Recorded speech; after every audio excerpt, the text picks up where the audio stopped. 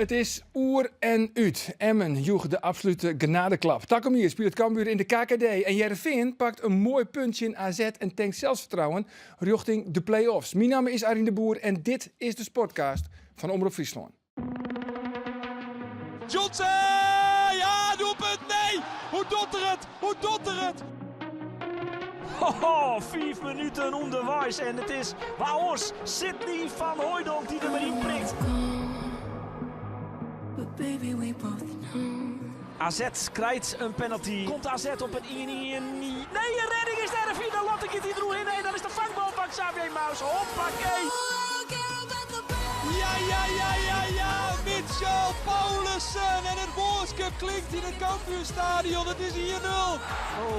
Oh, is dit zijn bal oer de line of net? Check, doelpunt. Bal wel of niet over de lijn. Hij telt. Nodig even om tinken, want het is daar van hoe. Het is geliefd.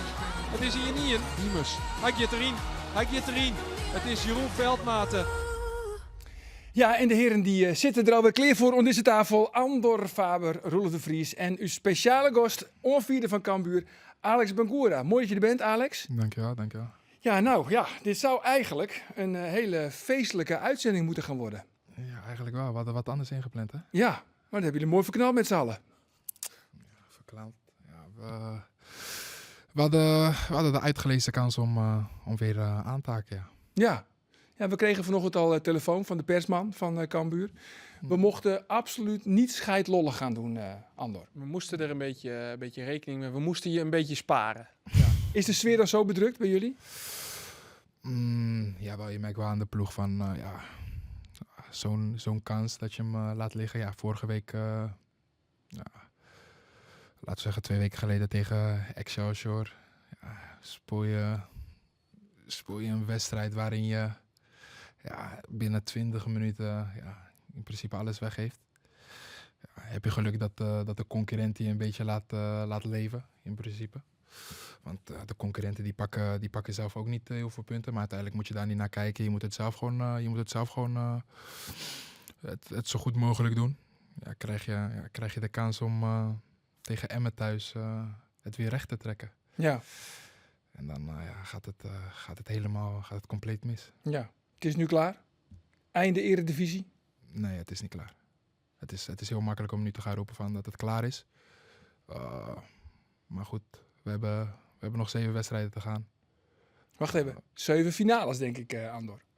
Cruciaal, hè? Cruciaal. Ah, ja. Maar de vraag, is het nu klaar? Die heb ik best wel vaak gehoord. Ja, Dan denk ik, wat een domme vraag. Ja, precies. Waarom Want is het klaar? Wat moet je erop antwoorden? Ja, maar... 2, het is namelijk niet klaar. Nee, maar... Want je hebt nog 7 wedstrijden te gaan, dat is 21 punten. En dat gaat met Emmen is nu, wat is het, 7 of 8? 7, 8 punten. 8 punten. 8 punten. Ik snap wel. Het kan nog, Roelof. Nee, weet je wat het is? Ja, Het is als je de vraag stelt, is het klaar? Dan ga je ervan uit dat het klaar kan zijn. Maar dat is niet klaar, want het... Goed, Want je moet nog 3 keer om 2:30 voetballen. Ja, 7 keer. Dus ja, maar de andere kan toch dan nooit zeggen, ja, het is klaar. Nee, natuurlijk kan ik. Dus dat is het is gewoon een domme vraag. Ja. Nou, oké, nou ja. toon is gezet. Het is goed dat jullie naast elkaar zitten. Hè? Maar ik denk niet dat jullie het gaan redden. Nee, dit doe je niet. Dat weer anders, dat weet je niet. Dit weet je niet. Nee. Maar Andor, ik heb ook wel een beetje met tijd te dwaan. Oh ja? Ja, ik bedoel, het is clear toch? Een domme vraag. Ja, domme vraag. Nee, maar jij hebt 2 nachten niet geslapen, denk ik. Waarom denk je dat ik er zo vermoeid uitzie? Ja, precies. Ja, ik lig nu al wakker van dat ik volgend jaar weer naar Velzen-Zuid en naar Helmond en Os. En... Ja. Nee, dat is grapje. Want ik vind mijn werk hartstikke leuk. En of ik dat nou moet doen in het AFAS-stadion waar Roelof afgelopen zaterdag. Tuurlijk is het mooier om in de Eredivisie, maar qua werk verandert er niks. We doen gewoon verslag van Cambuur. We interviewen de spelers. Alleen tuurlijk, het is mooier om dat in de Kuip, in de Arena, in het Philipsstadion te doen dan in het Helmond Sportstadion. Ja. Nou goed, om toch nog een beetje iets leuks te doen. Iets feestelijks. Iets feestelijks in deze uitzending. Ik ben benieuwd. Valt jullie ook wat op hier aan tafel? Mij wel. Ja. Wat valt jullie op? Er mist wat. Er mist wat. Geen mokken. Nee, er staan geen mokken op We tafel. altijd podcast mokken hier op tafel staan. Weet je natuurlijk als vaste kijker. als maar- vaste kijker. Nou, En dat die- weet ik niet. Weet je niet? Die geven we dan ook mee aan de gast. Dus Ja. normaal gesproken staat hier een mok op tafel. Die mag je dan meenemen. Dus mag je nu deze meenemen? Nou, En dat is een glaasje water. ja. Nee, kijk, Verlinde Wieke, vorige week zei ik al, de Sportcast wordt eigenlijk steeds populairder. Want bij Omroep Friesland hebben we het nieuws in het programma Friesland Youth. Dat is het absolute vlaggenschip. Dat programma kost ook het meeste geld. Daar werken ook verreweg de meeste mensen. Die werken ook met het hoogste budget. Dat is het absolute vlaggenschip. Ja. Het is zeg maar de crème de la crème. En dat is Champions League. Friesland Youth, dat is Champions League. Wordt ook elk half uur wordt dat herhaald. En elke dag kijken daar 50.000 mensen naar. Waar gaat hij naartoe? Maar wat blijkt? Waar gaat hij Wat blijkt? Met de Sportcast, we zitten ze op de hielen. Zijn wij Europa League? Nou, in ieder geval Conference League. Zeker weten, want uit de meest recente kijkcijfers blijkt dat er elke week 40.000 mensen Zo. luisteren of kijken naar de Sportcast. En wij worden niet elk half uur herhaald. Nee. Bij Alleen ons. om 7:30. En dan eens een keer midden in de nacht nog een herhaling. Ja, precies. En wij hebben niet het duurste programma. Ik maar word gewoon een beetje zenuwachtig nu. Nu ik maar weet dat er we zo hebben wel 40.000 kijkers. Ik voel me echt vereerd dat ik het nu bij het Toch? Ja. Maar Ja, jij merkt toch ook, Alex, dat Ja. we professioneler worden? Want we zijn een keer eerder bij hier geweest. Ja, maar toen zaten we in een hele andere setting. In een radio-uitzending hadden we het toen over radio- radiostudio. Ja. En nu zitten we gewoon hier. Dat was een beetje Suterug toen, toch? Suterug. Suterug was dat. Nee, Weet je- nee. dat laat ik lekker aan jou over. Maar Oh. dit ziet er goed uit. Ja, toch? Nou goed, en ik heb daarom wat voor jullie, jongens. Met dank aan de collega's van de afdeling publiek heb ik voor jullie, ja, de fans, hè, heb ik De voor marketingafdeling Zo. eigenlijk, hè? Ja? Hier komt een doos tevoorschijn. Jee, maar Ja. zo, zware doos. jullie, ik heb voor jullie allemaal een Toch een mok. speciale Zo, mok. zo. Een bronzen mok. Kijk eens, Brons. Brons. brons. Nou ja. Zo brons. Even Ja. laten kijken. Zo, jongens. Staan we op 3. Sport. Ja, kijk, ja, dit is een bronzen mok. Want ja, we hebben nu 40.000 kijkers. Bronzen mok. Maar we gaan natuurlijk voor goud. En de volgende stap is zilver. Nou, laten we zeggen, ja, dit is brons, 40. Nou, zilver, 45. Ja. Friesland Youth heeft 50. Zodra wij over het vlaggenschip heen gaan, Friesland Youth, willen we een gouden mok. Toch? Maar zijn we dan het op 2 na best bekeken programma bij de Omroep? Want we Ja, hebben brons. wekelijks zeker. Wekelijks zeker. Maar we willen maar één ding. We willen Friesland Youth voorbij. We willen goud. We willen goud. Hij wil eigenlijk hiermee zeggen dat wij 1 groot succes zijn. Wij doen alles goed. Toch? Dat is toch? En deze mok is voor jou, hè? Die mag jij, Je mag hem die meenemen. mag, die mag jij meenemen. Als aandenken, als jij volgend jaar nou ja, bij een andere club speelt of zo, dan haal je die mok uit de kast en dan denk je toch terug aan Die ons. kans is groot. En die kans is groot. En dan denk je ook van, hey, dit is een special edition. Niet een limited, Maar maar dan kom ook... ik nog wel voor die gouden, hè? Kom ik terug voor die gouden. Goed? Als wij over de 50 heen gaan, krijg jij ook een gouden. Oké, kom. Afgesproken? Nodigen we je Staat uit. Goed zo. Oké, top. Jongens, ik heb een paar stellingen. En daar komen we dan straks op terug. En ik heb voor iedereen een stelling. Ik begin met jou, Andor. Niet alleen de spelers van Cambuur hebben gefaald, maar ook de technische staf en het bestuur moet in de spiegel kijken. Ja. Alex Bangura, De blik van Alex. hoe keek jij net? Nee. Ga maar door. Alex, voor jou. Ik mis Issa Colon verschrikkelijk. Verschrikkelijk.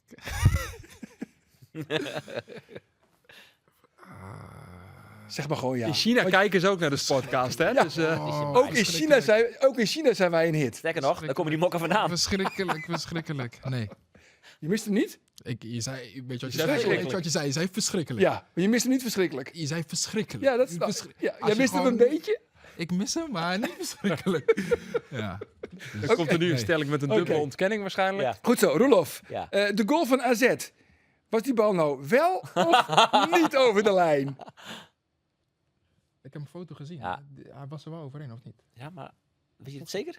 Ja, maar laten we zeggen, de foto werd van de achterkant van de goal gemaakt. Dus ik weet nou niet of dat mag. Normaal gesproken omdat het aan de bovenkant, toch? Er is geen doellijntechnologie. Er was geen camera precies Ja, op de precies. lijn. Niet precies op de lijn. Het was vanaf achter. Hey, jongens, het spelletje is eigenlijk ja of nee. Oh, oké. En meestal is ook... Niet discussiëren? Nee, oké. Ik denk het wel, Oké. maar, We komen erop terug. Ja, oké. maar misschien ook niet. Maar ja of Maar nee? misschien ook wel. Wel over de lijn of niet Ja, over dit de is voor lijn? de eerste in de podcastcarrière dat ik geen antwoord ga geven op de stelling. Hallo. Oh, ja, dat, maar dat mag toch Hallo. niet? Nee, dat mag niet. Nee. Nee, Dan kon ik ook geen antwoord geven. precies. Dat kan dus niet. Oké, wel. Niet. Wel. Wel. Hij was wel overheen. Wel. Hij was er wel overheen. Oké, nou, vooral, ja, opmerkelijk. En dan Ja. gaan we nou... Oh, de laatste is voor jou, Alex. Oké, Nico. Ja, daar komt hij, hè. Nou komt ie. Volgend jaar speel ik nog gewoon bij Cambuur. Ja. Ja? Je gaat het Ik heb je wel eens iets Je mag zelfverzekerder niet liegen, hè? gezien. Je mag niet liegen, hè? Maar je gaat het zinkende schip niet verlaten? Zinken het schip. We zouden het mail doen, toch? Zo, ja, we We zouden het mail doen. Oké. Ja, hoe het er nu naar uitziet, heb ik nog een contract. Maar... Je kan er onderuit. Nee, toen mijn optie werd gelicht en toen ik het gesprek voerde met de club, is het wel gebeurd met de insteek om aankomende zomer te vertrekken natuurlijk. Ja. Maar goed, je weet natuurlijk nooit hoe dingen uiteindelijk lopen. Staat er ook een gelimiteerde transfersom in je contract? Nee, staat er niet. Nee. Niet? Ja, want vorig jaar hadden we het wel over een transfersom van boven de 1 miljoen euro. Precies, ja, dat was vorig jaar. Ja. Ja, nu lig je bij de koopjesafdeling. Oh, wacht. Ik Zouden had nog zo beloofd. Niet scheidlollig. Niet scheidlollig. Ik Sorry, ga in de sorry. transfermarkt kijken wat je Laatste keer. Dit was de laatste keer. Oké. Ja? Ja. Oké, geen probleem. Maar van... Laten we zeggen, er is wel wat veranderd ten opzichte Ja, van... er is, Ja, er is, laten er is we veel dat zo. veranderd, ja. ja, maar is er Hoeveel wel... moet je nou kosten, denk je dan? Als een club komt, wat denk je dat... Hoeveel ik nu nog zou moeten kosten? Ja. Ja, tegenwoordig betalen ze hele gekke bedragen voor spelers. Dus, Ja, ook voor linksbacks? Ja, ook voor links. Nee. Nou ja, Wat zal het zijn? Ja, ik ga geen bedragen roepen. Ik zou het niet Maar weten. gaat niet meer richting de miljoen. Waar we het vorig jaar over hadden. Ja, maar ja, dat... weet je wat je waard bent op transfermarkt.nl? Ja, als je, Ik heb net even gegoogeld. Nou? Wat denk je? Nee, gewoon eerst even... moet ik eerst gaan gokken? Nee, gewoon alle drie even, leuk. Wat denk jij? Wat 8. 800.000? 9. 6. 900.000? Ja, natuurlijk. Ik 9. wilde kijken of ik zei. heb ik het al. Ja, Misschien heeft hij het opgezocht. Maar, Of zag ik maar het je begint eerst met 1,5. Dan kan je altijd nog zakken, hè? Ja. Zo werkt het een beetje. Zo werkt het voor Reine, ja. Ja. Alex hoeft niet zelf aan tafel Nee, te gaan dat zitten is met waar. clubs. Dat is Ik bedoel, waar. dat moet Reine maar lekker... Nee, dat is ook zo. Maar goed, je contract loopt nog een jaar door. Je hebt in november 22 heb je je contract met een jaar verlengd. Of tenminste, er was een optie eenzijdige gelicht. optie. Er De was optie is gelicht. Ja, gelicht, maar wel met het idee om aankomende zomer. Maar dat heeft Fouke Boy toen tegen je gezegd. Maar Fouke Boy precies. is straks Die- weg. Die is er niet meer. Dus ja, uiteindelijk moet ik nog wel een gesprek hebben met... Met een nieuwe technische man, Etienne Reijnen. Ja, precies. Ja. Dat heb ik nog niet gehad. Dus ik zie het wel. En uiteindelijk is dat op dit moment ook niet heel erg belangrijk. Nee. Laat me maar eerst gewoon even focussen op, het, Op die laatste 7 finales. op de laatste 7 wedstrijden en het behouden van Cambuur in de Eredivisie met z'n allen. Ja, ook al is dat niet heel realistisch meer. Dat is voor heel veel mensen niet realistisch, maar uiteindelijk gaat het...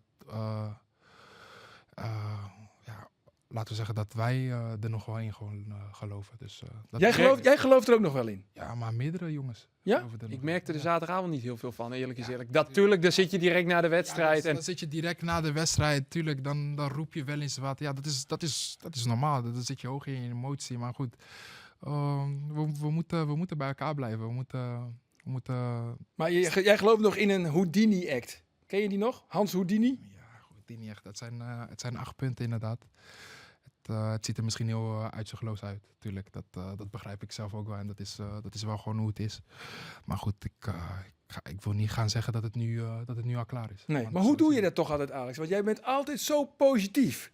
Terwijl je toch dit seizoen keer op keer toch teleurstellingen moet verwerken. Er zitten Ja. 10 andere spelers neer die zeggen alle 10 hetzelfde. Van, ik geloof er nog wel Nee, in. maar bij Alex geloof ik het bijna. Hij is wel positief, Ja. dat ben ik met je. Ja, toch? Je bent altijd, Ja. altijd vrolijk, ook al. Je lacht altijd, bijna altijd. altijd. Zaterdagavond zag ik je niet lachen. Nee, zaterdagavond lag je inderdaad Nee. niet. Nee, Logisch. als je in de laatste minuut alles gewoon weggeeft. Want 5 of 8 punten, dat is een heel groot verschil. Ja. Maar ik vind het veel interessanter om te kijken hoe het kan, dat het verval zo groot is. Vorig jaar fantastisch seizoen gehad. Jij was een van... tweede seizoen zelf was al een stuk minder. Was al een stuk dat minder. klopt. Ja, Maar uiteindelijk het beste resultaat van Cambuur ooit in de Eredivisie. Jij floreerde, je kon misschien wel naar Feyenoord. Hoedemakers was top. Jacobs was super. Verschillen. Ulrike scoorde de ene naar de andere. En dan mis ik er nog wel een aantal. Ja. En die, nou ja, ik wil niet zeggen dat jij een waardeloos seizoen speelt. Want je bent denk ik een van de, hoe noem je dat? Een van de pluspuntjes, lichtpuntjes dit seizoen. Maar de rest, Hoedemakers, wat is daarmee in godsnaam aan de hand? Jacobs zit op de bank. Ulrike speelt helemaal niet meer. Hoe kan het nou dat die jongens ineens niet meer kunnen voetballen? Ulrike is vandaag jarig, hè, trouwens. Gefeliciteerd. Gefeliciteerd, ja. Ja. Inderdaad. Mooi. Mooi voor die jongen. Feestje Mooi. gehad vanochtend in de kleedkamer. Nee, de groep is in 2 gedeeld. Hij was geblesseerd hij natuurlijk. was Zat niet Hij bij. zat bij de jarigen. Dus, ja. Oh ja. Nou, niet doen, maar om antwoord te geven Ja. op jouw vraag. Ja, natuurlijk. Iedereen maakt direct een vergelijking met vorig seizoen. Dat kan ik ook wel begrijpen. Vorig seizoen heb je de hoogste eindklassering ooit. Heb je echt gewoon een fantastisch seizoen. Met name de eerste seizoenshelft. Tweede seizoenshelft. Ik ga nu niet naar excuses zoeken. Maar je gaat wel kijken van oké, aan wat kan het liggen? Wegvallen van onze trainer natuurlijk. Van Henk. Dat is, ja, dat Het heeft erin gehakt. ja, wat het heeft, natuurlijk heeft dat gewoon impact. Maar die impact was denk ik vorig seizoen groter, omdat het toen voor veel meer mensen uit de lucht kwam vallen dan dit seizoen. Ja, precies. Maar dit seizoen is hij ook wel terug geweest. Maar hij was niet fit. Nee. We hebben niet, Maar goed, dat hebben jullie gemerkt. Ja, dat hebben wij natuurlijk. Dat merkte iedereen. Een fitte Henk of een... Waar merk of je een- dat aan dan? Ja, energie. Hoe die echt gewoon de afgelopen jaren heel erg met ons bezig was. Was het nu echt meer om zijn gezondheid. En dat begrijpen we ook. Want uiteindelijk is dat wel het belangrijkste. Je moet zorgen dat je zelf gezond bent. Zodat je anderen ook wel... Ja, in ieder geval wel de energie ervoor hebt om anderen ook een beetje te kunnen coachen, te kunnen begeleiden. En ja, dit seizoen, ja, hij was er wel, maar hij was er ook weer niet. En dat was jammer. En uiteindelijk de club uiteindelijk de keuze gemaakt om, en ook met hem, dat het niet meer verder kon natuurlijk. Ja. Maar als je nou het verschil aan kan geven qua voetbalvisie tussen nu met George Ulte en met Henk de Jong. Wat is dan het grootste verschil? Grootste verschil. We hebben 3 jaar lang succesvolle jaren gehad met opbouw vanuit achteruit. Heel geduldig zijn aan de bal. Fouten durven, kunnen maken. Dat werd gewoon, ik ga niet zeggen getolereerd, maar het gaf toch wel gewoon wat meer rust bij alles en iedereen. Iedereen wist van, oké, als je de bal kreeg, wist je wat je moest doen. Er was echt gewoon een bepaalde visie. Dat zagen heel veel mensen ook van buitenaf. Dat was echt gewoon, oké, dit is echt Cambuurvoetbal. Dit is wat we 3 jaar lang... Geen enkele tegenstander kreeg druk op je. Nee, geen enkele tegenstander. En kijk, in de KKD maakten we ook wel eens fouten in de opbouw. Maar die werden niet direct afgestraft. Dat was gewoon, dat ging maar en dan schoten ze hem een keertje over. Of hadden we geluk, konden we het nog herstellen.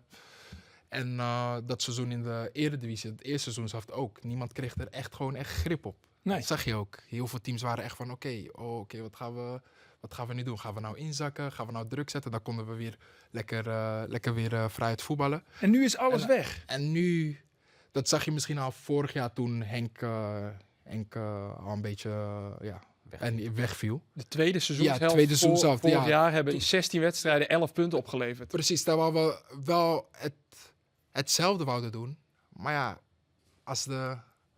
Ja, hoe zeg je dat? De Bas. Ja, de professor er niet is. Ja, hoe gek het ook... Ja, misschien zeg ik het misschien heel gek, maar als hij er niet is, iemand die 3 jaar lang... Sandor was er natuurlijk ook niet meer. Ja, precies. Die was er dan ook niet meer. En dat waren, hun twee waren wel echt gewoon... die hebben het wel gewoon opgebouwd hier. Ja. Maar Henk de Jong is gewoon de professor. Ja, professor. Ja, hij heeft ons 3 jaar lang wel heel goed laten voetballen. En niks ten nadele van wat we nu doen. Maar goed, er worden gewoon andere dingen gevraagd. Andere accenten worden... Ja, wat mij opviel, en dat kan jij ook wel beamen, denk ik, Andor. Tegen Emmen werd steeds de lange bal gehanteerd. Het voetbal van achteruit was er gewoon helemaal was er niet. Terwijl we dat wel gewoon hadden afgesproken. We hadden afgesproken in het begin, kunnen we een beetje in de wedstrijd komen. In het begin wilden jullie de lange bal spelen om ook het publiek erachter te krijgen. Op een gegeven moment werd het gewoon alleen maar de lange bal. En om heel eerlijk te zijn, is het gek om te zeggen dat wij daar misschien niet goed in zijn. Maar je hebt 3 jaar lang niet zo gespeeld. Je hebt misschien 3 jaar lang niet zo gespeeld, maar goed, uiteindelijk als je dan ziet hoeveel tegenslagen we dan ook hebben gehad qua sportief gezien. Heel veel wedstrijden dat je weggeeft, in de laatste minuten verliest. Ja, dat hakt erin. Dat zie maar je. aan de andere kant, dat voetbal van achteruit, ik snap het aan de ene kant ook wel een beetje om een lans te breken voor Ulte. Want tegen Excelsior, tegen PSV, tegen AZ, het gaat 3 keer met een opbouw van achteruit, gaat het gruwelijk mis. Gaat het gruwelijk mis, maar terwijl we wel altijd wel vanuit daar onze kansen creëren. Kijk maar naar een Go Ahead Eagles. Die eerste goal van Michael Breij. Dat is echt een opbouw vanuit achteruit, waarin we gewoon door verschillende schijven wel gewoon tot de kans en tot de goal komen. En Maar dat was tegen PSV en tegen AZ ook zo. Dat was- Jullie bouwden brutaal op. En je Ja. zag vooral PSV had daar gewoon moeite mee Precies. om daar vat op te krijgen. Dus daarom verbaasde die keuze mij ook wel dat afgelopen zaterdag gewoon heel opportunistisch Ja, de lange bal gespeeld werd. Maar zo legde Ulte na afloop uit dat die fouten in de opbouw die jij net noemde, ja, dat heeft wel gezorgd voor minder zelfvertrouwen. zelfvertrouwen, ja. Spelers die minder makkelijk fouten durven te maken. Plus lange bal spelen, vechtvoetbal spelen. Nou, dat wilde Ulte bewerkstelligen door de lange bal te gaan spelen. Ja. En dus niet achterin jullie in de problemen te brengen met risicovolle passes, de bal te verliezen om nog meer zelfvertrouwen kwijt te raken. Dus dat was de gedachte. Heeft er nog een beetje vertrouwen in? Voor de bühne wel. Voor de bühne wel, maar Ja. ik hoor hem maar. Nou ja, maar dat is wat ik net ook zei. En dat merkte ik bij veel meer. Tuurlijk, terecht voorbehoud van Alex. Dat was zaterdagavond. Dat was na de wedstrijd. Dan zit je in de emotie. Maar zowel bij spelers als bij Ulte merk je wel dat ze inzien dat het gewoon schier onmogelijk wordt. En tuurlijk, naar buiten toe zullen ze altijd verkondigen van we geloven er nog in. En tuurlijk, het is gewoon, Het gat is te groot. Ja, Met 8 nog 7 punten. wedstrijden te gaan. En vooral het feit dat je... Kijk, ik heb Feyenoord, die wedstrijden Twente AZ, uit. PSV genoemd. Er werd goed gevoetbald, goed opgebouwd. Ja. Dan ga je met vertrouwen naar Excelsior toe. Ja, en als je dan zo'n dreun krijgt... het gaat afgelopen zaterdag weer mis. Dan is er ook gewoon, in mijn optiek... Geen geen houvast. aanleiding, geen houvast om te denken... dat het in de komende 7 wedstrijden anders gaat. En jullie zullen heus nog een keer een wedstrijd winnen. Misschien Feyenoord wel, thuis, voor eigen publiek. Tuurlijk, Ja. nulletje 5. Nee, ja, dat mark my words. Ja. Sla hem op. Ja. Nee, maar jullie gaan echt nog wel punten pakken. Alleen 8 punten is te veel. Ja, laten we even luisteren naar de trainer, George Ulte. George, is dit de genadeklap? Voelt dit zo? Ja, dat is de favoriete vraag van elke journalist vanavond. Ja, voelt het zo ja? Is het zo nee? Ja, vind je het een vervelende vraag? Zinloze vraag. Maar goed, als je mensen willen stellen, moeten ze hem vooral stellen. Ja. We kunnen allerlei voorbeelden aanhalen. Als ik voor mijn tijd denk aan bijvoorbeeld tegen AZ thuis, waarin je 0-0 staat en kan pakken. Twente, waarin je nog een penalty weg aan het einde. Ja, ik doe dit uit mijn hoofd, maar ik kan er een heleboel benoemen. Waar je op deze manier jezelf tekort doet. En dat is geen geluk of pech. Dat ze het kunnen doen als het moet. Dat is als het erom gaat, weten dat je gaat overleven. Dat je in blessuretijd nooit meer een goal tegen gaat krijgen. Omdat je gewoon die mentaliteit hebt. Ja, en die ontbreekt. En daar hebben we met z'n allen, spelers, staf, alles aan gedaan. Maar ook met z'n allen blijkbaar niet ingeslaagd om dat te kunnen veranderen. Want wederom is dat het probleem. Ja, Andor, iedereen bij Cambuur moet in de spiegel kijken. Ja. Dat was de stelling net. En dat gaat natuurlijk dieper. Verantwoordelijk, beleidstechnisch gezien, is dat Fouke Boy, de technisch manager. Is dat Gerard van der Belt, die tot afgelopen september technisch directeur was. Dus als directeur de verantwoordelijkheid heeft. Maar ook Henk de Jong heeft hier natuurlijk een rol in gespeeld. Want de selectie die er nu staat is mede de selectie die ook door Henk de Jong is samengesteld. Ik noem een Jamie Jacobs. Die zou vertrekken, maar door Henk nog is overgehaald. En daardoor nog bij Cambuur speelt. En natuurlijk heeft de trainer van nu daar ook invloed op. Is daar ook verantwoordelijk voor. Al vind ik wel in dat rijtje van die 4 personen dat Ulte de minste verantwoordelijkheid draagt. Want hij werkt met de selectie die hem in de schoot is geworpen. Waar hij geen invloed op heeft gehad. Heeft in de winterse transferperiode nog wel wat kunnen rechtzetten natuurlijk met nieuwe spelers. Alleen zo'n winterperiode is compleet anders dan een zomerperiode. Dus ja, ook Ulte is hiervoor verantwoordelijk. Maar ik vind minder dan Fouke Boy, Gerard van der Belt en Henk de Jong. Ja, we hadden het een paar keer over Henk de Jong. Mis je Henk eigenlijk? Heb je nog überhaupt contact met hem? Ja, wel. Voor zijn operatie heb ik nog even een bericht gedaan. Daarvoor ook af en toe contact. App-contact met name. Ik spreek Ruben nog wel eens. Vraag Zijn zoon, hoe- zijn natuurlijk. zoon Die werkt bij jullie. Ja, precies. Die werkt bij ons. Vraag hoe het met hem gaat. Henk is voor jou natuurlijk denk ik ook een bijzondere trainer geweest. Ja, wel. Professor, denk ik.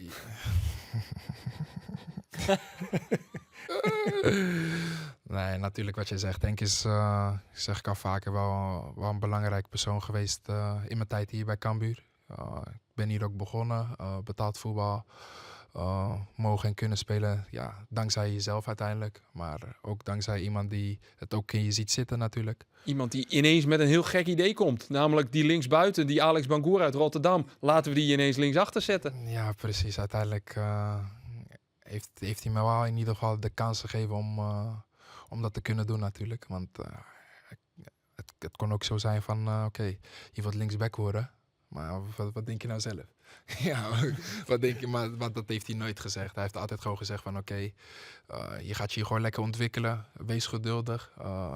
Voorheen speelde David Sambisa nog op mijn positie die het uitstekend deed. En op een gegeven moment gaat het knagen. Ga je denken van oké, ik wil toch wel gewoon mezelf gaan ontwikkelen. Ik wil toch wel gewoon minuten gaan maken bij de club. En dat het na een jaar, 1,5 jaar dan gebeurt.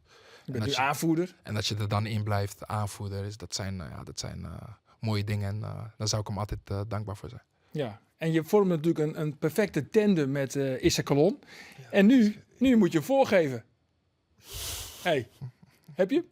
Nu moet je hem voorgeven. Voorgegeven. Ja. Ah, nee. Ik begrijp hem niet pas. Ja, ik kan hem ook niet doen, Ik had hoor. hem ook niet door. Nee, maar dat geeft niks, Roland. Nee, dat ik weten we van je.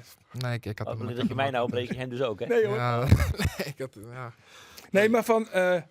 dat is toch anders. Maar je mist hem niet verschrikkelijk, zei je net. Nee, verschrikkelijk. Maar het was wel een extra wapen, toch? Met Issa. Maar we hadden niet alleen dat als wapen. We hadden meeshoedemakers. En die heb je nou nog steeds. Die hadden we nog steeds, maar... Toen had je een goede meeshoedemaker. goede meeshoedemakers wil ik niet zeggen. Zeggen wij wel. Ja, laten we, weet je wat het is? Het kan zo zijn dat die... we zijn misschien met z'n allen niet in de beste vorm. Dat is te zien dit seizoen. Anders waren we ook niet op de laatste plek. Dus ik ga niet mensen de schuld gaan geven van oké, dit, dat. Maar we hadden Toen niet. Nee, maar ik denk dat je er wel een beetje mee... Ja? dat je dat wel een beetje bedoelt, maar dat is het totaal niet. We hadden, iedereen was in vorm. Dan had je aan de linkerkant, ik ken Issa, Mees, ik noem een paar jongens. Molen, Jamie, die Molen. veel fitter was. 2 centrale verdedigers die heel goed waren aan de bal, die echt gewoon onze opbouw verzorgden. Solide keeper. Een Doken die altijd... Solide keeper. solide keeper natuurlijk ook. Een Doken die altijd gewoon vol in de strijd ging. En zo hadden we er nog meer. En dat was echt wel gewoon het belangrijkste van het team. En ook niet alleen de spelers die op het veld stonden, de basisspelers, maar ook de wisselspelers. Het was echt gewoon, je dacht echt van oké, wow. Ja. Het is echt vol energie. En daarom is het ook zo jammer dat het nu zo gaat. En dat het nu eigenlijk, dat je volgend jaar weer waarschijnlijk een treedje lager speelt. Afgelopen week werd bekend ook dat assistent-trainer Pascal Bosgaard, die gaat Cambuur verlaten na 4 jaar. Die kreeg te horen dat hij weg moest. Ik had zelf een beetje het idee dat het voor hem als een verrassing kwam.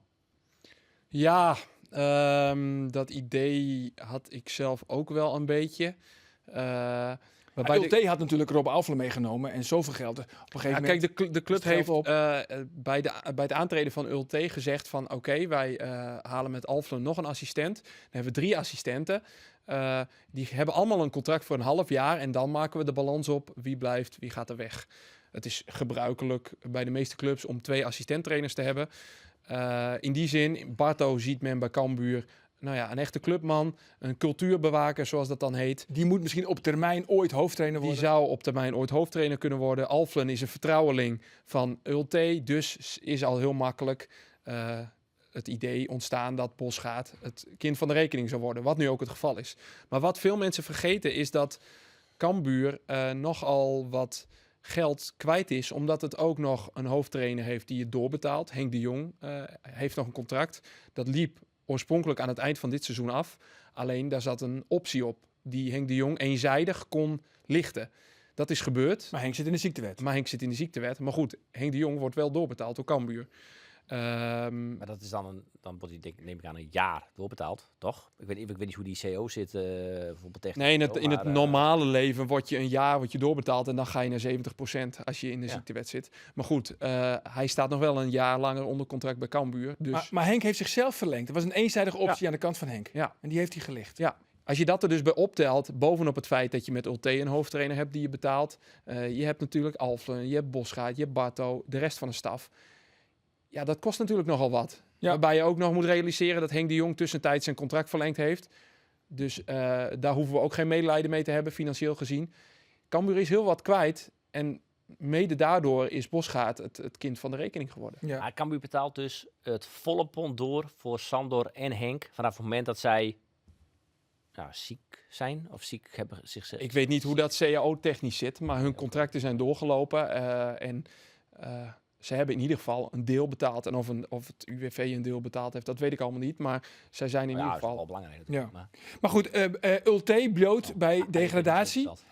Ulte blijft bij degradatie gewoon aan als hoofdtrainer van Cambuur. Hij heeft nog een contract voor een jaar. Dus als ze van hem af willen, zullen ze hem moeten ontslaan. Ik denk niet dat dat gaat gebeuren. Want Ulte en Reinen is echt een beoogd duo wat gaat bouwen aan een nieuw Cambuur. Ja. Aan een nieuwe toekomst. Dan gaat de bezem door de selectie. Twee jonge heren die de bezem door de selectie gaan halen. We hebben het afgelopen week al gezien met contracten die formeel zijn opgezegd. Van 7 spelers uit mijn hoofd. Er gaan natuurlijk heel veel huurlingen weg. Nou ja, je hebt spelers als Alex, waarmee een afspraak is gemaakt, die misschien wel mogen vertrekken.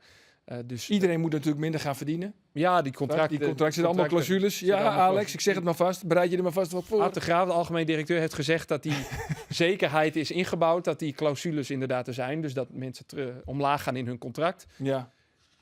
Dus alle Alex BV's zegt worden niks. ingeleverd. Ik zeg niks. Nee, Ja. nee. Gaan we door. heeft hij gezegd bij alle spelers, heeft hij gezegd. Hij heeft gezegd dat Cambuur daar Nou, dus inderdaad... bij Alex ook dus. Ja. Ja. En dat vind ik trouwens heel goed, dat Cambuur dat beleid voert. Ik denk bij Alex. Ik niet. snap dat de speler als individu daar anders over denkt. Maar als club, wat Cambuur is natuurlijk bepaald geen stabiele eredivisionist. Nou ja, dat je als club rekening houdt ook met een scenario wat er nu staat te gebeuren. Nou ja, dat moet ook, want anders zit je volgend jaar natuurlijk met een gebakken peren. Ja. Jongens, we beginnen even naar de situatie bij Heerenveen. Ja. Roelof, want Heerenveen komt uit een hele lastige periode. Maar het lijkt erop dat ze net op tijd wakker worden. Toch? Nou ja, goed, die lastige periode was natuurlijk vooral op basis van het resultaat een lastige periode. En een hele slechte wedstrijd tegen Ajax. Het spel was natuurlijk niet heel slecht, alleen de resultaten vielen naar de Het winst. beste voetbal van Nederland heb ik wel Ja, het eens horen leukste. zeggen. Het leukste voetbal. Het leukste voetbal. Ja, leukste. En ook dat was nog Ja. opportunistisch. Maar Ja, Alex, niet iedereen is heel deskundig hier aan tafel, zoals je hoort. Ik zeg niks. voetbal Ja, ook, ja. beste voetbal ook. Nee, maar... Nou, ik zou zeggen, als Xavier Maus daar ook nog ballen gaat tegenhouden, dan komt alles goed. Ja, hij heeft echt een goede wedstrijd gekiept, Xavier Maus. Hij hield er echt een paar ballen uit. Als je de expected goals ook zag van AZ, die was er nogal hoog ten opzichte van Heerenveen. Dus je mocht eigenlijk wel verwachten dat AZ er wat meer had gemaakt. Ja. Het zat Zullen we even er- zat er luisteren mee. naar Maus? Ja, het gaat vooral over of die eerste nou een penalty was of niet. Oké. Was het er één? Ja, officieel wel makkelijk gegeven. Nee, Sven zei ook alles van, hè? Nee, Mijn naam, waar je mee? ja. Nee, kijk, ik probeer de hoek gewoon dicht te zetten, zodat hij hem niet binnen kan schuiven. Ja, dat gras is ongelooflijk nat, dus je blijft glijden. Hij ziet dat aankomen en hij wacht gewoon op het contact. Dus ja, officieel wel. Was contact. Ja, er was wel contact, ja. Maar als hij had gewild, had hij er heel makkelijk omheen kunnen. Dus nou ja, dat is slim van hem, minder slim van mij. Mag je zeggen dat het gewoon een hele goede reflex was van jezelf? Nou, ik heb net even teruggezien. Ik denk dat hij hem goed binnenschiet. Ja, dus je probeert daar gewoon, je gaat gewoon volle bak de hoek in en dan probeer je hand er goed achter te krijgen. Nou, en dat lukte vandaag gelukkig. Ja, mag ik zeggen dat hij een hele goede wedstrijd keepte? Mag je dat zeggen? Ja, dat mag je zeggen. Jongen, wat zweets. Maar ja. Oh, dat vind ik een belediging. Ja? Dat was ook zo bedoeld. Ja.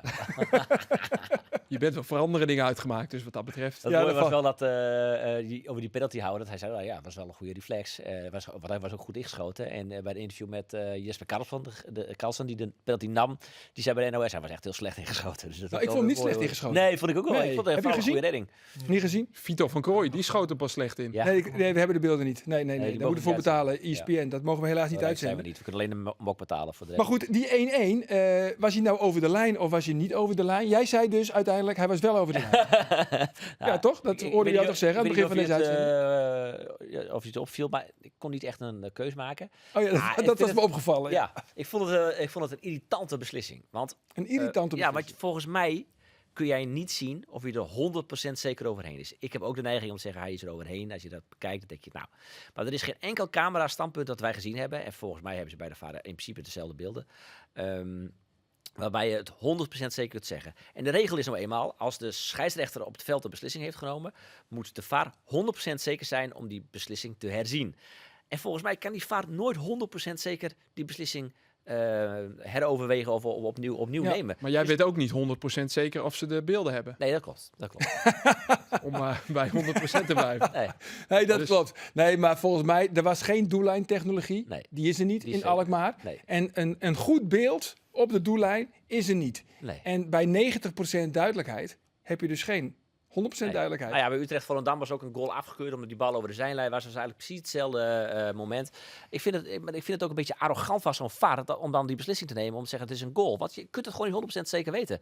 Blijf daar gewoon bij de beslissing van de scheidsrechter en ga gewoon door. Ja. Ik was met mijn commentaar ook echt verbaasd. Want ik denk, hoe kan dit nou? Maar als het nou andersom was geweest, als Heerenveen had gescoord, had je waarschijnlijk gezegd van, ja, die bal is er over lijn. Heb je toch geen VAR voor nodig? Wat is dit nou weer? Ja, dat denk ik. Nee, natuurlijk niet. Nee? Dan een andere konijn uit de hoge hoed. Ja. Siep van Ottelen. Ja, nou ja, konijn uit hoge hoed. Hij heeft het natuurlijk tegen Groningen ook al goed gedaan. Ja, dat weet ik. Tegen Ja. Feyenoord scoorde hij een fantastische goal en speelde hij ook heel goed.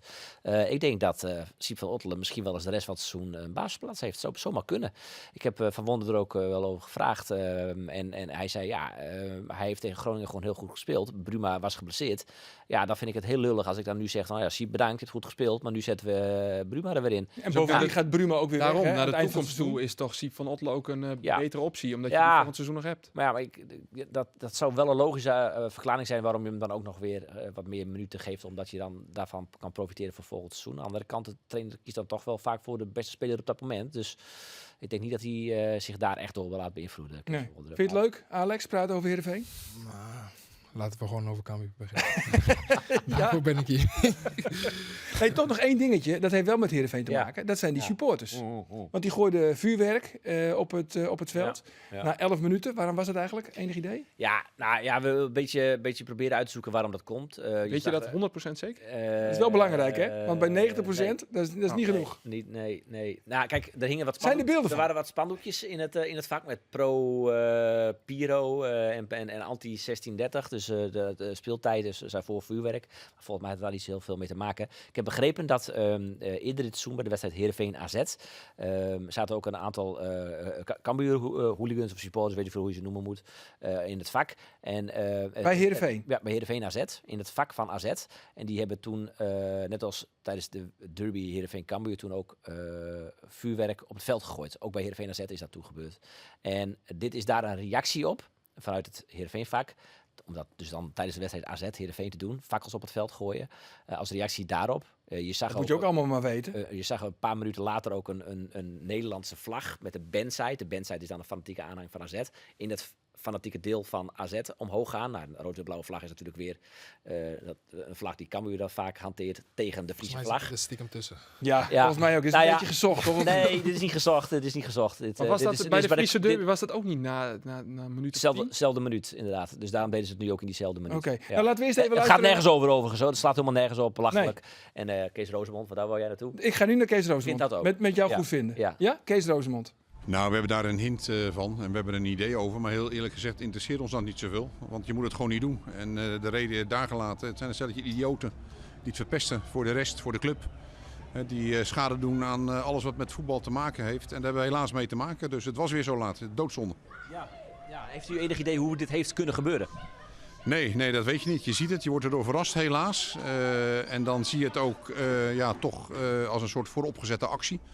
Het is duidelijk dat er meerdere mensen bij betrokken zijn. We hebben er al een aantal geïdentificeerd. Er zijn natuurlijk overal camerabeelden van. Dus we zullen de gepaste straffen aan de daders opleggen. En al het onderzoek doen wat daarbij nodig is.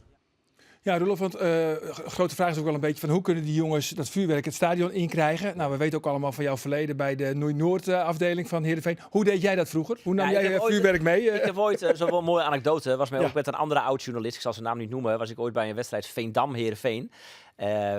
Voor de beker, live uitgezonden, 8e finale van de beker. En we hadden allemaal een fakkeltje zo in de broekie gedaan, zo onder de trui. En dan mee naar binnen. Dat gebeurt nu ook ongetwijfeld, want daar word je vaak, Gewoon in de broek. daar word je vaak niet voor gefouilleerd. Oké. En op een gegeven moment stak die jongen die fakkel af. En er stonden een paar jongens om hem heen. En dan is het een beetje het idee dat je hem dan overgeeft. Want dan ben je niet als enige de lul. Hè? Want dan krijg je als enige stadionverbod. Maar hij stond daar, die collega-journalist.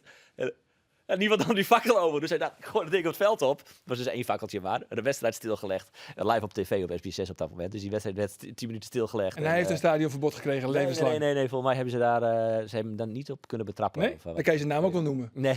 Niet? Nee.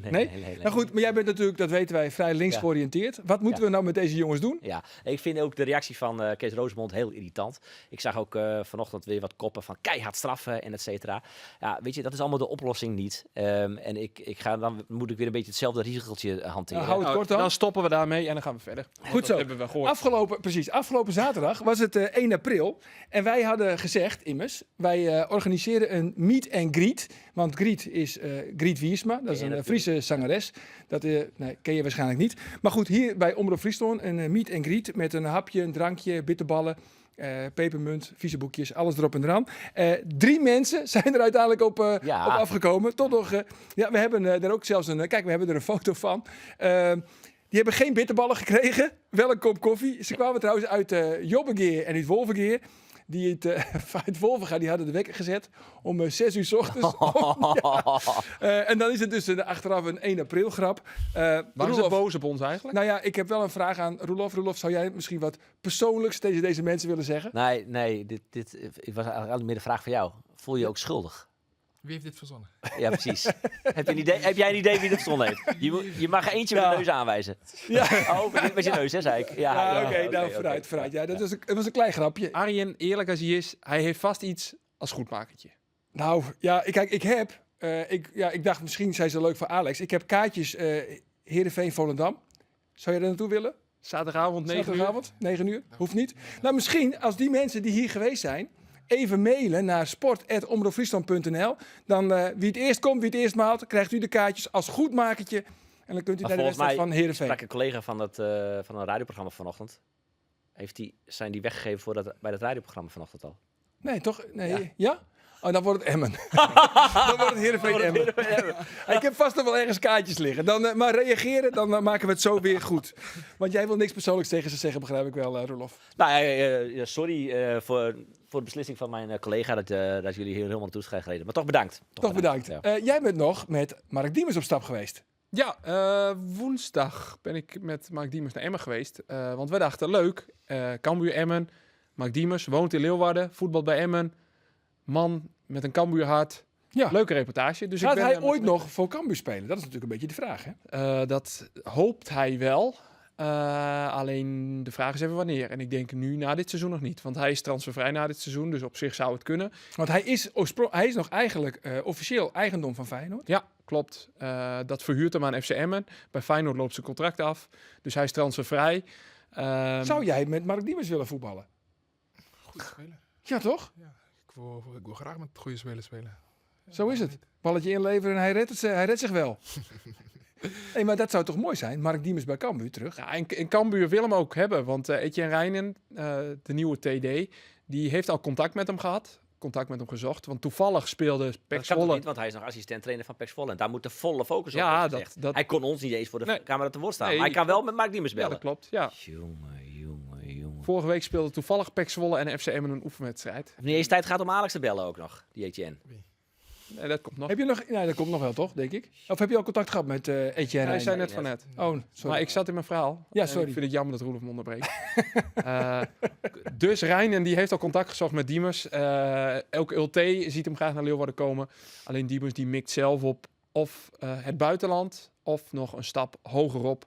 En de KKD is nou 1 keer geen stap hogerop. Nee, maar Ulte is wel positief. Ja, zeker. Ja, tijdens de wedstrijd waren de supporters van Cambuur wat minder positief, hè? Voor Mark Diemers. Ja, ik... Vooral zijn moeder. Ik zat met een... wij doen radioverslag. Wij zitten met de koptelefoon op. Dus je hoort wel wat, maar niet alles. En op een gegeven moment was er een opstootje.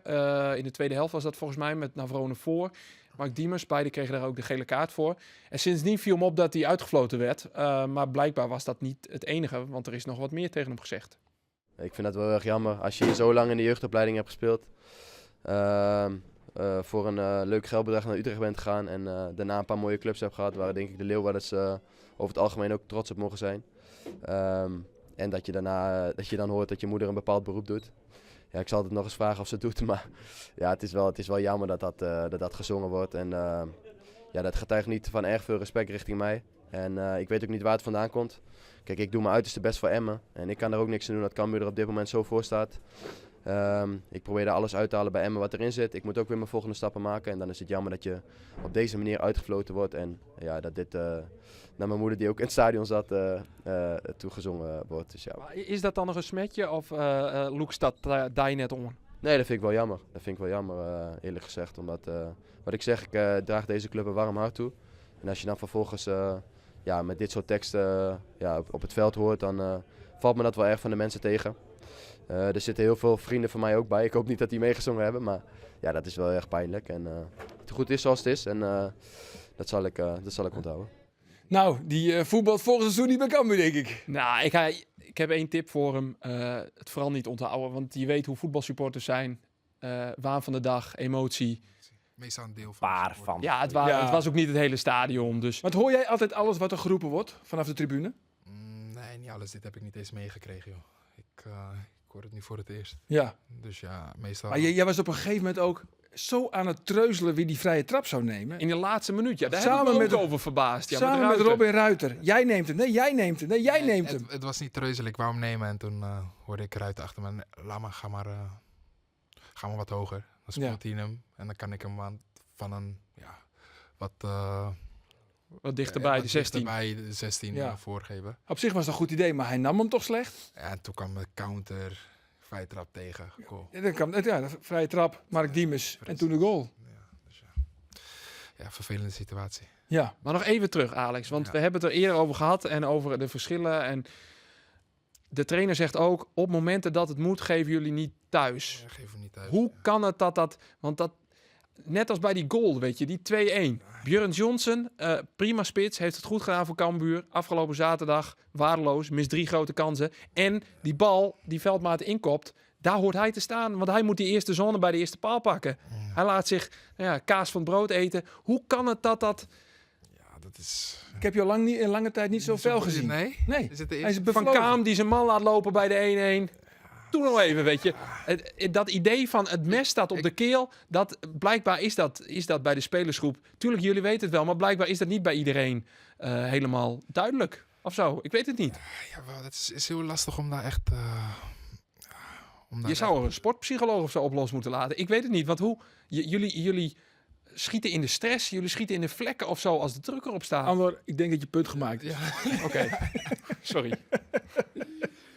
Ja, dan ga ik toch wel gewoon weer terug naar tegenslagen die je gewoon heel het seizoen lang hebt gekregen. En ja, dan is zo'n 1-1 en zo'n 1-2 gewoon typerend voor wat er heel dit seizoen gewoon gebeurt. De trainer zegt het ook net. Dat we in de laatste minuten zo vaak nog wedstrijden gewoon weggeven. Dat we, ik las vandaag iets dat wij 18 punten extra hadden gehad als wij de voorsprong hadden behouden. Ja, als we de voorsprong hadden behouden. En dat is iets, dat is toch wel gewoon het gevoel van vertrouwen. Je weet van als je een keer een doelpunt tegenkrijgt, dan weet je van wat er ook gebeurt, we komen er bovenop. En ja, dat is het dit seizoen. Ja, dat is wat te zien dat het dit seizoen dat mist er. Ja. Maar ik snap dat niet, want dan kom je 1-0 voor en dan speel je voor publiek. Je speelt voor je laatste kans. Ja, het publiek erachter, dan denk je, weet je, ten koste van alles, ook al loopt die Diemers voorbij, dan schop je hem de Oosttribune in. Dan moet dat, want je moet die 1-0 over de streep trekken. Maar dat zit er dan gewoon niet in. Jullie zijn 11 ideale schoonzonen of zo. Ik weet...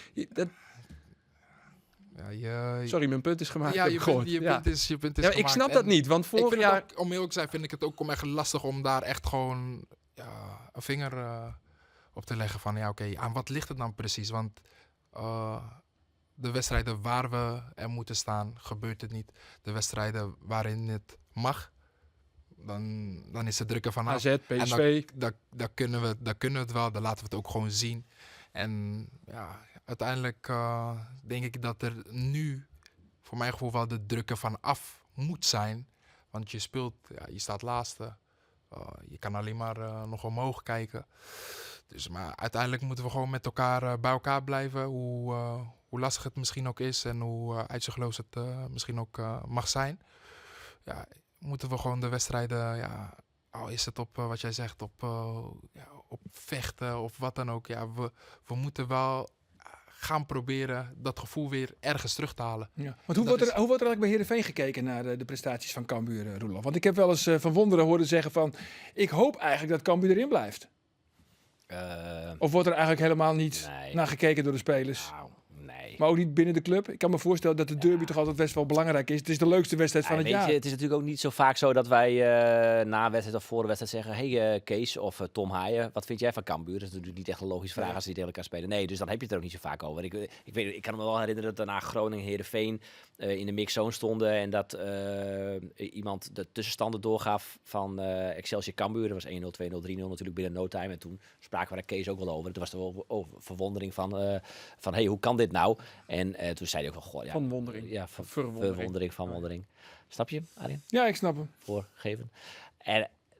Maar Kees van Wonder hoopt wel dat ze erin blijven. Maar ik denk dat als je een enquête gaat houden bij het Heerenveen-publiek, dat uiteindelijk de meesten hopen dat Heerenveen Cambuur volgend jaar weer gespeeld wordt. Net zoals goed als Heerenveen Groningen. Dat denk ik echt. Ja, maar goed, feit is nu dat beide clubs waarschijnlijk eruit gaan vliegen. Ja. Zowel Groningen als Cambuur. Ik had AZ Heerenveen, dat is volgend jaar de dichtstbijzijnde uitwedstrijd. Derby. Dat is de derby, de nieuwe derby. Dat is Ja, ook nog de noordelijke derby, AZ Heerenveen. Zwolle komt nog terug, dat scheelt. Ja.